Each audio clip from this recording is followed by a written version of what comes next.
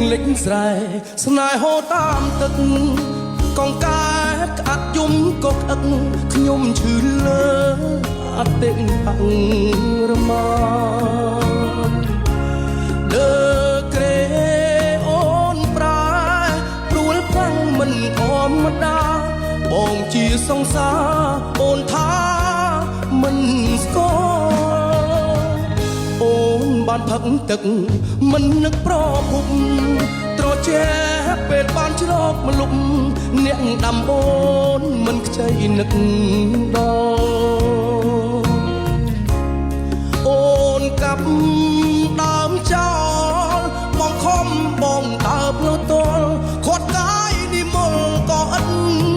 នៃដែរអូនឡើងកាលីអេឌីតសំ